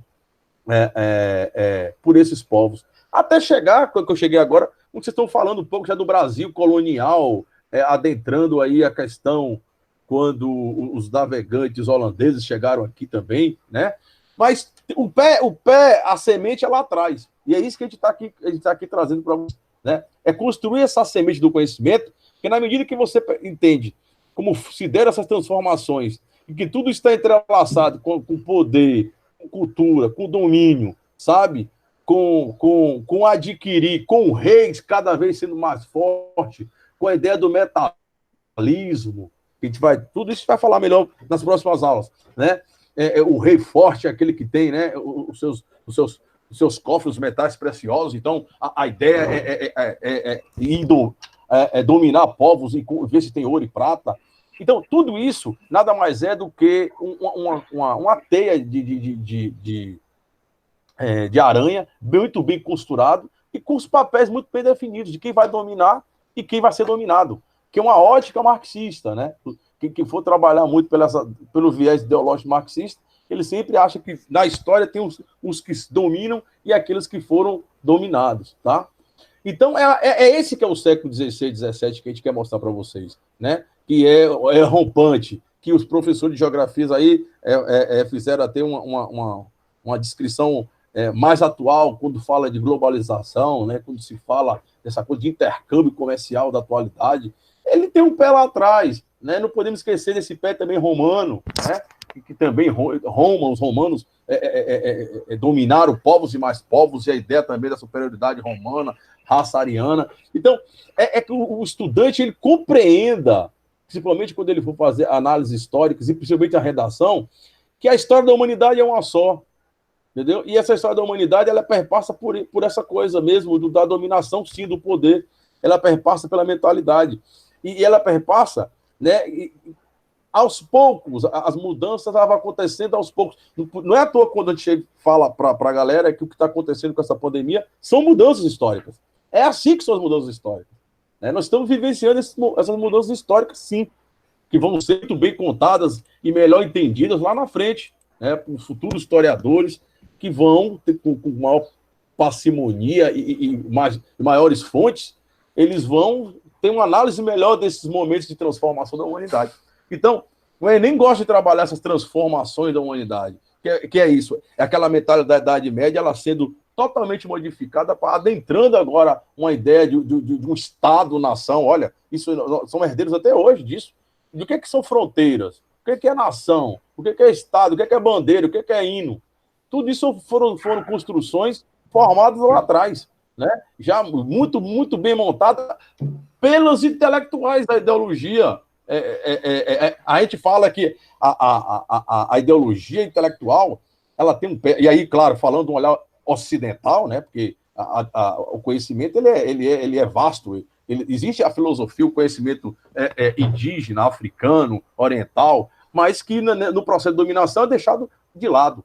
Então, quando a gente constrói essa questão da dominação e da intelectualidade ocidental, ela se inicia, o pontapé lá, vamos botar lá com os egípcios, né, vamos assim dizer, e perpassa pelos gregos, pelos romanos, e aí vem os renascentistas, vem os iluministas, entendeu? Então, todo esse pé da humanidade de pulos, de avanços tecnológicos, entendeu? Ele começa lá atrás. Ele começa lá atrás a valorização da ciência, a valorização da racionalidade, a valorização do intelecto, do estudar, né?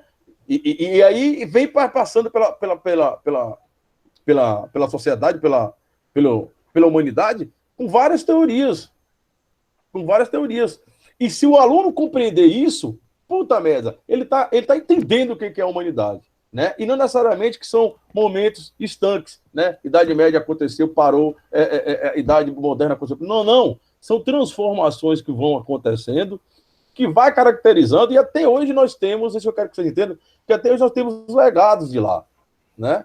Porque a humanidade é uma só, repito. Então, esses legados da cultura, né? Esses legados do poder, da estrutura de Estado, né? A estrutura de democracia ou não, que democracia é essa, que coisa... Então, tudo isso são acontecimentos que foram pensados lá atrás e que hoje são praticados, renovados, e reescritos, e refeitos, e reanalisados.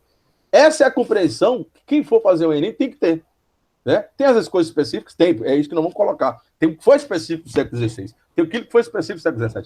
Mas você tem que compreender a humanidade que ela caminha. Às vezes ela dá um pé atrás, mas ela está caminhando, entendeu? Porque a cultura ela é dinâmica, ela se transforma. Eu acho que, nesse primeiro momento, Ricardo, você pode agora falar, eu acho que o primeiro momento é deixar para que essa rapaziada entenda que no século XVI tiveram esses acontecimentos que foram muito fundamental para esse poder europeu, que leva esse poder pelo continente, pelo mundo afora, e nós temos ranço disso aí até hoje, né? E principalmente no campo cultural, né? Eu sempre digo, é necessário ler bons livros, né? Você assistir, se puder, ou ler alguma coisa de Shakespeare, né? Você pegar até do próprio Maquiavel para compreender aquilo ali, compreender a sua compreensão e não necessariamente o que estão te falando. Tá? Então tem PDFs por aí que você pode muito bem pegar, baixar e ler. Tem clássicos e clássicos dos renascentistas. O Leonardo da Vinci. E aí você vai somar isso lá depois, aí vai vindo o século XVII, XVIII se embolando com os iluministas, que foram outros também que vieram para dar uma contribuição, porque na ótica e naquele momento histórico, estava muito em poder da Igreja Católica. Então, estando no poder da Igreja Católica, do domínio do pensamento clerical, para essa galera que está chegando, precisava ser dito e redito da importância que é a ciência para a humanidade. Então, esses clássicos intelectuais precisam ser relidos, serem compreendidos, entender o seu momento histórico, né, do porquê daquele momento histórico, e fazer uma releitura na atualidade. Né, e fazer uma releitura na atualidade. Então, o século XVI e XVII, ele é extremamente importante para ser compreendido e é muito analisado em vestibulares e Enem. Pode continuar, meu irmão. Não, eu ia só lembrar, você falou de iluminismo e, claro, a gente não tem a menor chance de falar de política hoje, né? As instituições políticas, dos poderes, sem mencionar os filósofos iluministas, aquela menção à tripartição de poderes e tudo mais. Então, a história nos dá, vamos dizer assim, munição suficiente para a gente entender esse momento que a gente está vivendo, esse momento atual. Não exatamente hoje, 2020, mas essa conjuntura contemporânea, né? Então, a história dá esse respaldo ao iluminismo, sem dúvida, eu considero um dos momentos mais brilhantes, né? Nessa mudança de mentalidade, certo? Pois é, meu amigo. E aí, galera, quem quiser e agora. Sim. Quem quiser alguma pergunta do que eu falei aqui agora, pode jogar, porque foi mesmo um apresentar mesmo desses 16, 17 aí. Ó, pelo século XVI, XVII, eu dei uma olhada, porque passou, como eu já citei. Mas o senhor estava falando aí sobre buscar no reflexo da atualidade de hoje, com a atualidade, com o que já se veio passar na Grécia, Roma. Muita coisa mesmo que eu consegui filtrar foi nos diálogos de Platão, que eu não li todos, mas tem o professor Clóvis de Barros, que ele disponibiliza aulas no YouTube, que ele vai relacionar o século XXI, acontecimentos desse século, com a mitologia, o reflexo do século XXI com a mitologia. A questão mesmo da democracia que a gente vive, entre aspas, que já era praticado em Atenas, lá bem na antiguidade, mostra dizer que a democracia é o governo de qualquer um. Só que a gente passa por um período maior desse governo. São 4 anos. Na praça, que era debatido, que eu me esqueci o nome da praça, que as pessoas mais influentes aí iriam para debater assuntos, dentre aspas, importantes para Atenas, eram os sofistas que ditavam e faziam as propagandas de quem seria o escolhido, e por meio de votação ou pela sorte mesmo, era decidido quem ficaria colocando as discussões em pautas dentro de 4 semanas, 3 semanas. Mas a questão é essa. Estava vendo também, por reflexo, outros meios de governo que proposto por Aristóteles ou Platão, me equivoquei agora aqui para lembrar do termo utilizado, mas encontro com a democracia.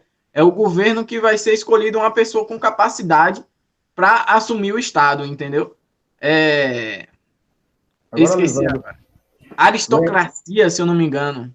Aristocracia, o governo de quem era privilegiado mesmo. Né? Exatamente. Essa democracia ela tem um certo limite. A compreensão deve se dar dentro da medida de que a democracia ela não era plena, a gente fala que era uma democracia direta, a população participava desse processo, da construção das leis das cidades gregas, mas era uma democracia que excluía, era uma democracia que escravizava, né? Era uma democracia Exatamente. Que deixava a mulher à margem da sociedade, os estrangeiros, mas ela foi sendo lapidada até chegarmos à democracia atual, que, claro, tem esse espelho, né, na Grécia, mas ela foi transformada no sentido de garantir uma democracia representativa. Você escolhe alguém que vai falar em seu nome. Hoje seria assim. E o que eu acho interessante é que no momento em que a humanidade ele pensou essa democracia, ela vinha vivenciando isso, que coisa fantástica a humanidade. Ela também se permite, claro, com os novos personagens, né?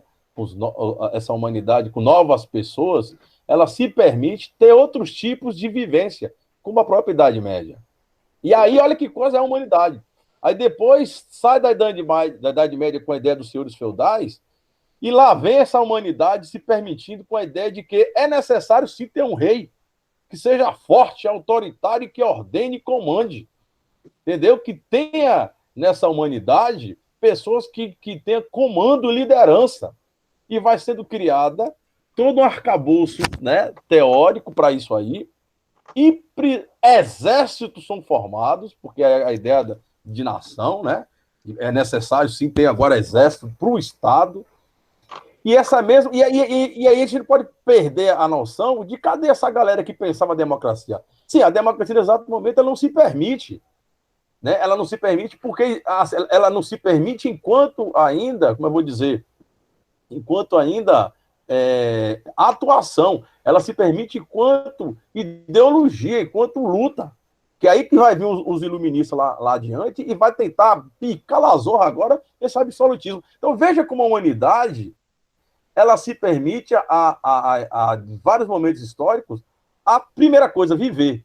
seja lá como for, seja lá se for uma sociedade indígena, seja lá se for uma sociedade tribal, seja lá se lá for nossa... Enfim, mas antes de mais nada, precisamos viver. Agora, de que forma vamos viver? É aí que está o processo. Tá entendendo? Que forma vamos viver? Qual é a melhor forma? Que busca é essa? Tem essa melhor forma? Não importa. O que importa é que nós precisamos viver. E assim, e a gente que trabalha com história, a gente tem que ter essa dimensão, né, de que os seres humanos, eles têm suas mudanças históricas. E nesses momentos históricos, eles vivenciaram isso. Entendeu? Agora, em busca sempre, o ser humano, ele é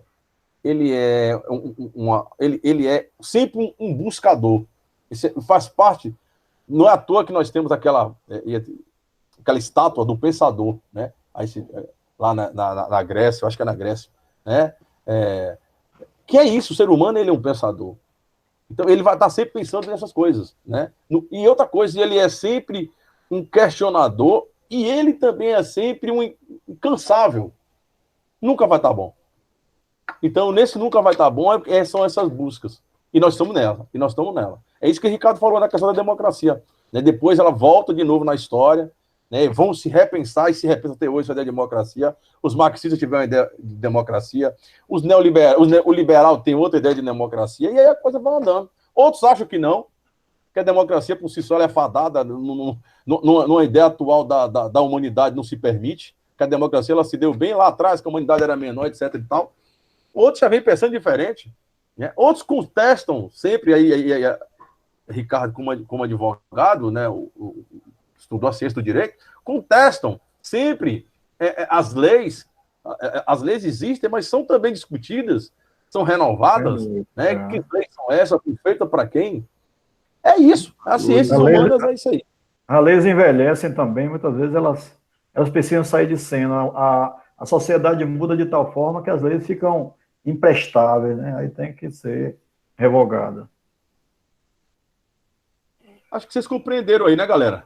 Deu para compreender esse momento? Sim. Sim. Bom, já tivemos quase 30 pessoas, agora ficamos com 15. Mas também teve esse negócio que eu saí, cara. Mas agora que eu consegui botar a internet no notebook aqui, ó. Esse Windows 10 tá uma porqueira, velho. Ô, porqueira. Mas acho que tá bom, né, velho? Quase 3h30, eu acho que é isso. E a gente vai estruturar para quinta-feira de novo, 1h30. Né? Aí agora sim, Rafael, acho que vai se agendar para ficar, né? E aí vamos tentar ter outras vozes além da história. Alguém quer falar mais alguma coisinha aí, gente? Não. Ô, Vagão, o assunto vai continuar pelo século XVI e XVII, não é isso? Porque o século XVI e XVII tem muita coisa, cara. Muita coisa pra gente discutir. E muita coisa pra gente colocar na tela mesmo, pra vocês, entendeu? Perceberem. Olha, pô, velho, era assim. E principalmente, eu quero até trazer algumas ideias da filosofia dessa galera do Renascimento, pra passar pra vocês. É bom saber essas coisas, entendeu? Cada um, qual era a ideia. Aquilo é bacana, velho. Tá entendendo? Porque aquilo ali que foi que movimentou, cara. Entendeu? O cara discutir sobre o poder da igreja foi o primeiro alicerce para lá na frente o cara falar assim, não, essa igreja que o cara discutiu agora não presta, né? Que foram os iluministas, né? Porque agora essa igreja já passou, a humanidade tem que ser totalmente diferente. E aí vai vindo, essa galera vai escrevendo texto, vão escrevendo, né, marcando na sua história as suas ideologias, e lá na frente elas vão se imbricando nesses novos ramos teóricos que vão vindo lá no século XIX, e no século XX é colocando também tudo que pensou no XIX, e aí vamos vir para a guerra, né? O século XX foi século da guerra, assim já dizia Hobsbawm, né? É o século que o pau quebrou, entendeu? Mas a história da humanidade é essa aí, o pensar, é leitura, é uma coisa que a gente precisa estar fomentando em vocês, é ler principalmente os clássicos. E hoje é tão bom, cara, que você bota a internet, todo mundo tá com a internetzinha e acha. E nosso tempo, hein, Ricardo? Que para encontrar um negócio desse era a coisa mais difícil que ir na biblioteca. Ir pra biblioteca era a coisa mais complicada. A biblioteca não era como vocês pensam hoje, toda tecnológica, não, meu irmão. Era um cartãozinho que tinha. Você lembra, Ricardo? O cartãozinho. O livro todo velho, fedendo a mofo e futucar aquilo ali. O livro todo brabo e outra coisa, muita gente na fila. Aquela coisa, tinha que esperar quem está terminando para depois você também estar lendo. Meu amigo, era assim, e não tinha essa informação, não, de internet, não, era tudo muito complicado, e a gente corria para a biblioteca. Que era o canto da gente, era isso lá. Ia comprar livro? Não ia. Primeiro não tinha internet, não tinha sebo, não tinha essas livrarias que chegavam em sua casa. Por mais que tivesse um dinheirinho, era complicado. Era a biblioteca mesmo. Então, aí que tinha muita, dentro dos próprios movimentos estudantil, né, e aí, em relação à história, tinha muito, dentro da universidade, muita luta para que a biblioteca ela fosse totalmente atualizada. O que a gente mais via na biblioteca era coisa lá atrás. E aí a luta era que o reitor ele direcionasse parte das verbas que vinha para a universidade para a biblioteca, para a área de história, principalmente. Tá? Então hoje está tudo aí, galera. Está tudo aí, meu irmão. Entendeu? É só ir lá, pegar, tem um tempo. A galera que está de quarentena, que está, né, ficando em casa, tem esse tempinho para estar lendo, bacana. E eu vou dizer para vocês, viu? Muda a gente. Ricardo saiu? Alô? Tá querendo cair aqui, mas pode ficar à vontade. Não, então é isso. Ó, vamos ficar por aqui. Tá? Acho que no chat aqui, eu tô vendo que tem seis pessoas aqui. Tem alguma pergunta aqui? Alguém fez alguma pergunta aqui no chat? Deixa eu ver aqui. Não, tem não. Sempre Jade. Muito obrigado, Jade. Jade sempre fica, cara, até o final mesmo, até com a internet dela caindo e voltando, mas ela tá aí com a gente, tá? Mas vamos estruturar para a próxima quinta-feira que vem de novo e colocar essas coisinhas mais redondadozinho, com geografia também dando a contribuição. Valeu, gente. Boa tarde. Então, vamos nessa? Ok. Um abração. Vou fechar aqui a parada. Deixa eu ver como é que fecha aqui. PK.